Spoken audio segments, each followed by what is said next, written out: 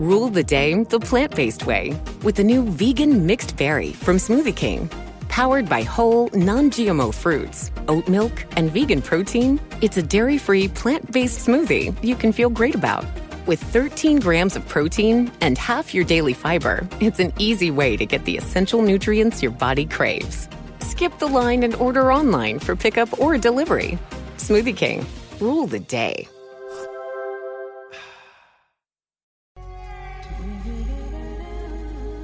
The Cricket Badger Podcast IPL Daily, in association with Moonrise Cricket, Indian Premier League 2020 13th edition. Every day, every game, every spill, every thrill, every triumph, all the way to the IPL trophy.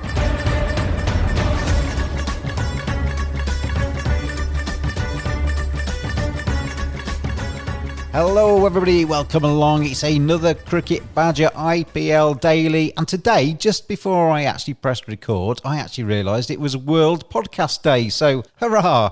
We are podcasting on World Podcast Day, and if you stay tuned to the Cricket Badger podcast, this is number 198, obviously 199 comes tomorrow, the daily thing, and then number 200 has been recorded and is raring to go. I edited it today, and it's an absolute corker, so stay tuned for that one. Cricket chat all over the place in that. It's actually going to be in two parts, and they're nearly 2 hours. 3 guests I had on that, and it lasted a long, long time, and thank you to them for their time. But that's another story, and that's for another day, because today we are looking back at the game between KKR and the Rajasthan Royals, and then we're looking ahead to the Mumbai Indians taking on Kings 11 Punjab on Thursday. And to help me do that, and to talk about what's been and what's about to come, it's Amand Bhika and Clare Sanerson. Guys, hello. Hello, James, and congratulations on the upcoming 200. Thank you. Yeah, I'm raising my bat on that one. I think you'll enjoy that one, actually, Claire. So stay tuned for that one.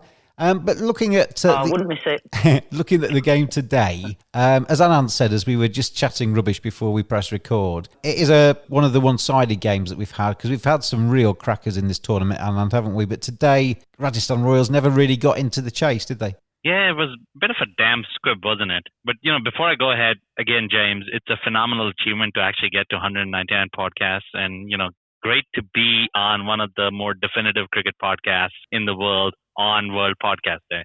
But you're absolutely right. It was a bit of a damn squib today, and really didn't lead up. If you look at the matches that we've had over the last few days, this one was sort of a damn squib. And Claire, I know you only saw the tail end of the game because you've been at work today, but I was really quite impressed with KKR today. They seem to be getting better every single game. They looked rubbish in their first match, to be fair. They won their second game, and now they've made it 2-2, and starting to hit their stride, aren't they? Yeah, absolutely. Like you said, it seems to be an improving performance game on game. Obviously, I missed the first innings, but managed to stay up to date with it on the app, so I could see the progress that was being made. Nice score, and I have to admit, I was thinking they were going to chase it down, Rajasthan, after you-know-what from the other day. So, yeah, really impressive performance to just keep chipping away, taking wicket, not letting anybody really hit the straps. Yeah, really impressive. KKR's 174 for 6. I know you didn't see it, but Owen Morgan finished 34 not out there off 23 balls. He paced his innings very nicely, and he shepherded kind of the lower order to that score. And we know in England just how clever that fella is. He knows his cricket, doesn't he, Owen Morgan? I think he's a terrific player for them to come in at sort of 5 or 6 in the order, use his brain, back with some of the younger players as well in that order, and he seems to be able to judge what a good score is and just guide his team to it, Claire. He's a canny fella. Yeah, he certainly is. I mean, I've had to look down the scores, and everybody chipped in a little bit. And yeah, Owen Morgan, 34 off 23. So he didn't do that thing that he can do where he goes absolutely berserk. Just like you say, held it together for the middle order and shared that experience, which I think is awesome. It must be great for the sort of younger players around him to just feed off that experience.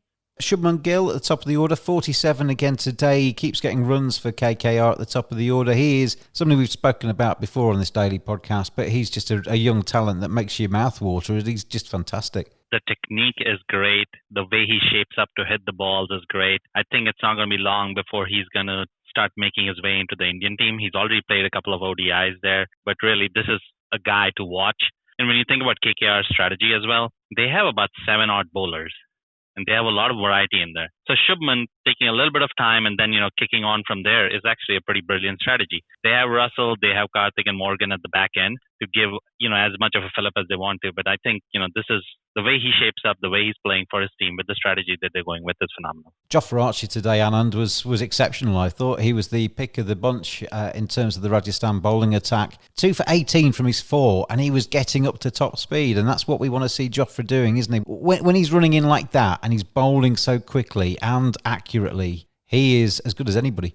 There's pretty much nothing else in world cricket like watching a 145, 150 mile per hour bowler charge in towards the batsman. And obviously we saw that towards the last Ashes from Jofra. But looking at him clocking in 145, 148, 149 is just amazing and impressive. And I think at one point, did he have 2 overs and 3 runs with a wicket or so? Yeah. In a T20 game, that is just phenomenal. And how many people can we even count on our hand in the same league as Jofra right now? So I think just an absolute star, and he's just going to go on to scale great heights. I'll tell you what as well, Claire. I mean, if you're going to win the IPL, we all always talk about the star overseas players and the Kohlis and the Sharmas, etc. Yeah, the big Indian players. But if you're going to get an 11 that's going to take you all the way to the trophy, you need some other guys to step up. And the thing that really impressed me about KKR today was that the Mavis and the Nagakotis and the Shubman Gills, that they are 3 young players in that side who are starting to really contribute and back up the big names. And that's what you need in a team, isn't it? Yeah, I mean, we've seen with other teams, like if the big stars aren't on form and they don't make it, you need the younger ones to fill those gaps. And like I've said about a few teams, you've got the big stars and others feed off that experience. So that definitely seems to be happening. I mean, the bowling today as well from KKR, it was, I mean, I know Cummins was there, but as you know, it's the younger bowlers who really did the damage, like say Mavi, 2 for 20 off his 4, so I thought that was really impressive. Yeah, he's man of the match in the end, Mavi was, and I think a few of these young KKR bowlers, Anand, are coming off a bit of a bad run of injuries, and they've not had the easiest run into the IPL. KKR have looked after them and starting to reap the rewards, aren't they? The biggest thing with most of these IPL winning teams has been how well are the uncapped Indian players doing. Because typically you'll have the 4 overseas players who are guns, and then we'll followed up by a lot of the Indian international players. Mavi and Nagarkoti come across as that exciting players who are going to make up that uncapped Indian players. And, it's very essential that you get them going. Both of these guys have suffered with injuries, and look at how they'll come back from there. They were very exciting a couple of years ago at the Under-19 World Cup, and they're sort of proving how good they are in this IPL. So it's very exciting to see them do well. Moonrise is a sports engagement website to allow sports fans to learn from the very best. Get a personal video message recorded for a fan's special occasion. Have a professional cricketer as your next coach by getting video feedback or having a 30-minute conversation with some of the world's best players. Players such as Jimmy Neesham, Colin Munro, Tammy Beaumont, Danny Wyatt, Monty Panesar. Visit moonrisesports.com or go to Moonrise Sports on Facebook, Instagram and Twitter. Moonrise Cricket, let's play.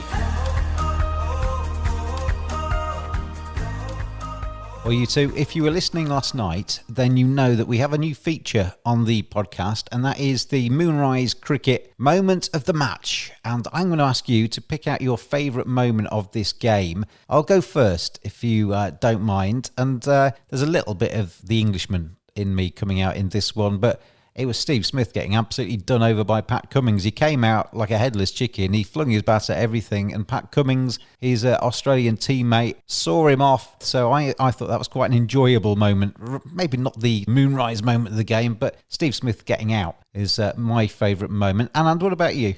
I think that was a great moment in the match, especially when you consider the way he shaped up to hit Cummins in the previous 3 balls before his dismissal. It was 3 hoiks across the line, which is not how Steve Smith plays. Said later on, Anand, that he was, in his post-match, he was saying he felt like he was maybe still batting at Sharjah. And they've got to be careful about that, haven't they? When you play at Sharjah and you're scoring 220, 230, and then all of a sudden you're playing on a slightly deader track. You've got to play accordingly. Absolutely, and I don't know why he went for those big hoiks across the line. Considering how top-heavy the Rajasthan Royals are, it might make sense, depending on the total, for Smith to take a bit of an anchor role and sort of kick on later. If you play off Cummins and you take on the young guns, Mavi, Chakravarti, or Nagarkoti, it might be slightly easier. So I think just not the greatest strategy there.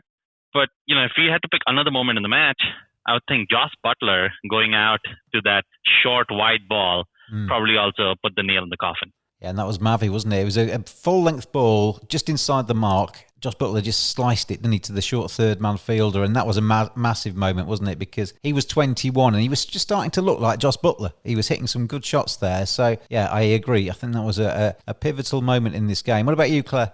Well, just from what I saw, the sort of real star that shone out for me was that catch by Nagarkoti. I thought it was absolutely fantastic. Brilliant. He made so much ground and just took it one-handed. I thought that was quite a supreme moment. Yeah, I like that. I am the judge, so I will decide between the three. And to be honest, Claire, I agree. I had forgotten that moment, and it was a stunning catch. Running full pelt, Yay! Diving and just scooping it up. So Nagarkoti, his catch is the Moonrise Cricket moment of the match. Want to get your game the very best it can be? The future of coaching. Talk to a pro. 30-minute video conversation. Video analysis from players at the top of their game. Video shout-outs. Get a personalised message from a pro. Great for birthdays, congratulations messages, a prank, or a simple hello. Visit moonrisesports.com or go to Moonrise Sports on Facebook, Instagram and Twitter. Moonrise Cricket. Let's play.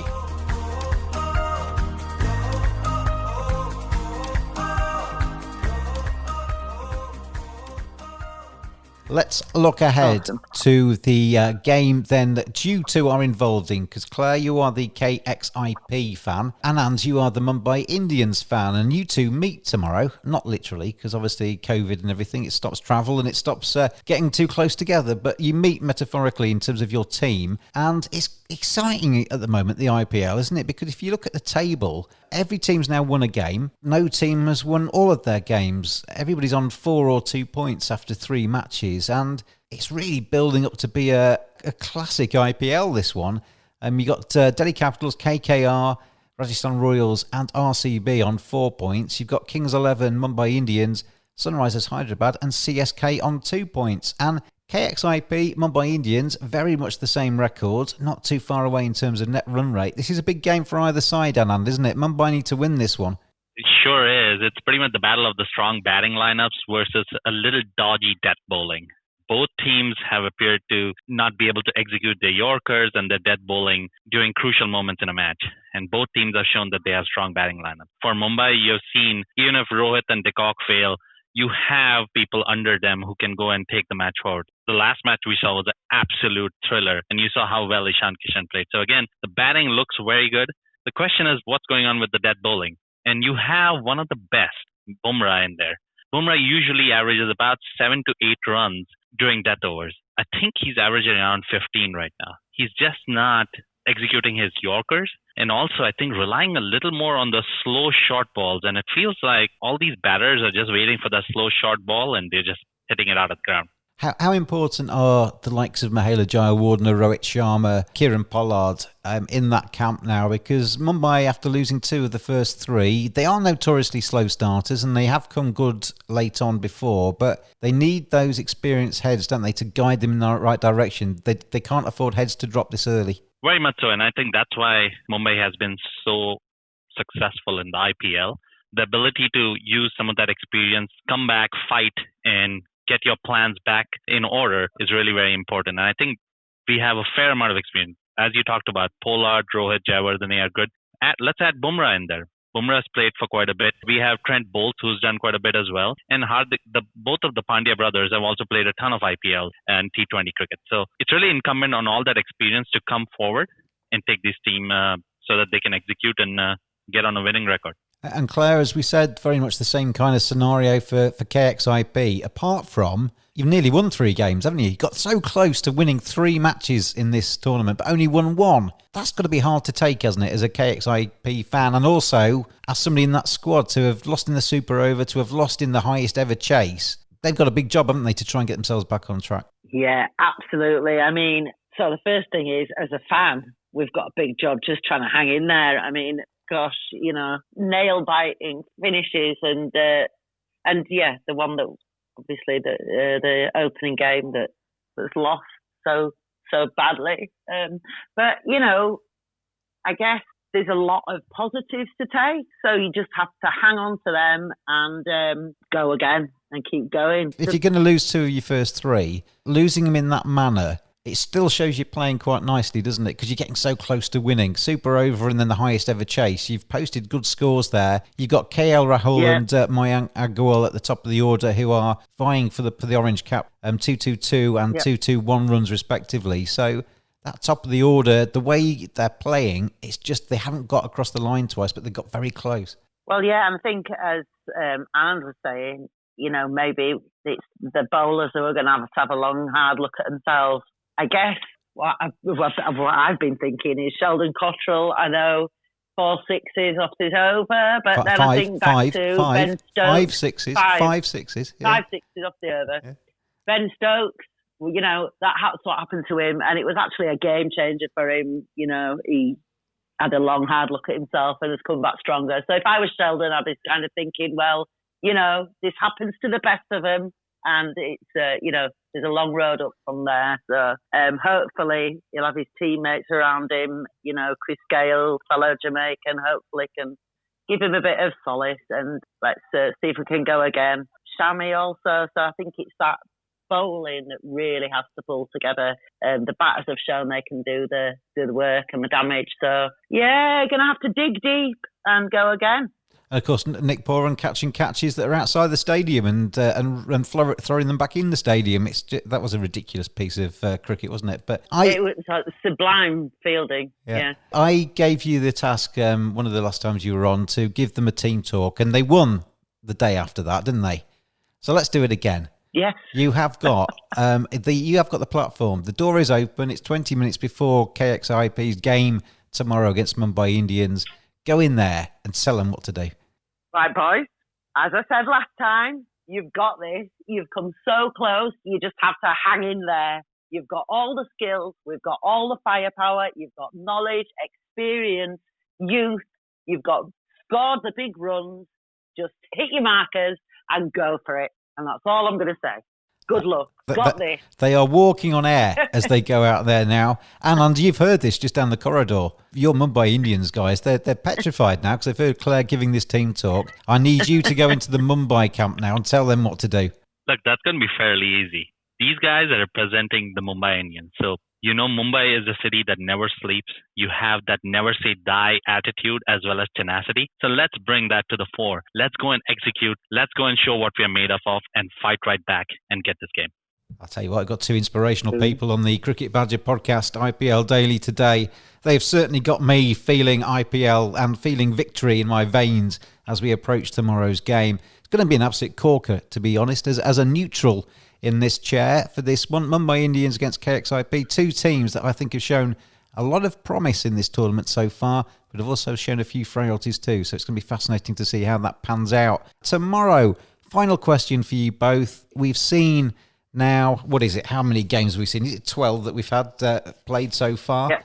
In terms of who you think is going to win the trophy now, in our group, I gave you my order. I'll read it out. I'll tell you what, we'll read it out, shall we? I've shared it with you. I might as well share it with our lovely listeners. This is my order for how I think the teams will finish in this IPL. I actually fancy RCB to win it. Mumbai Indians 2nd, Kings 11 3rd, Delhi Capitals 4th, Rajasthan Royals 5th, KKR 6th, Sunrisers Hyderabad 7th, and CSK, the team that have never not made the playoffs, I have got as my worst team I have seen so far in this tournament.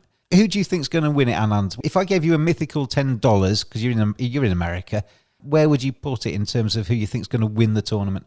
The obvious answer is obviously Amchi Mumbai. As a Mumbaiker, I have to go with them. They also have shown that they're a fairly strong team and they have the ability to bounce back. So, I certainly expect them to do very well. But if we take some of the passion for being a Mumbai Indians fan from it, I think, there are two teams that I think could do very well. I would think that Delhi Capitals and RCB both are also looking very good. Claire, same question to you. I'll take away the KXIP, the Kings 11. Pretend they're not on your betting slip. The other 7, who's the best one you've seen out of the other 7 so far? See, it's a bit tricky when you ask me about who's the best, because I always have to go with who are my favourites, where are my favourite players. Take your heart out of it. Take your heart out of it and just use your head. Just use your head. No. There is a brain in there somewhere. Come on, Claire. Because Mumbai are my number 2 team, and I'm going with it. I think they've got all it takes. So they're really good performance the other night. Bumrah, if he fires, is just exceptional. And I think they can do it. Well, you've just encouraged them as well now. So you've given the team talk to Kings 11 and now you've encouraged the Mumbai Indians to step up to it. I think it's going to be a great game tomorrow. Guys, thank you very much for joining me on World Podcast Day. Anand and Claire, enjoy the game tomorrow. Cheers, James. Cheers, Anand. See ya. Thanks, guys. Talk to you soon. And thank you very much indeed for listening. Whoever you're supporting in IPL 2020, enjoy tomorrow's game, enjoy the rest of the tournament, and stay tuned. The IPL Daily Podcast will bring it to you, as the name suggests, every single day. See you tomorrow. Thanks for listening. Join us every day throughout IPL 2020. Follow us on Twitter at cricket_badger. Join in the fun. We'll see you again tomorrow.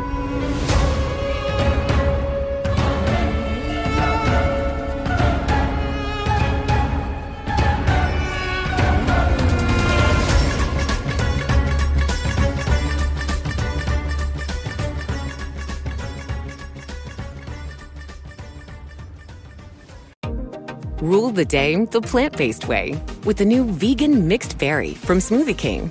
Powered by whole, non-GMO fruits, oat milk, and vegan protein, it's a dairy-free, plant-based smoothie you can feel great about. With 13 grams of protein and half your daily fiber, it's an easy way to get the essential nutrients your body craves. Skip the line and order online for pickup or delivery. Smoothie King. Rule the day.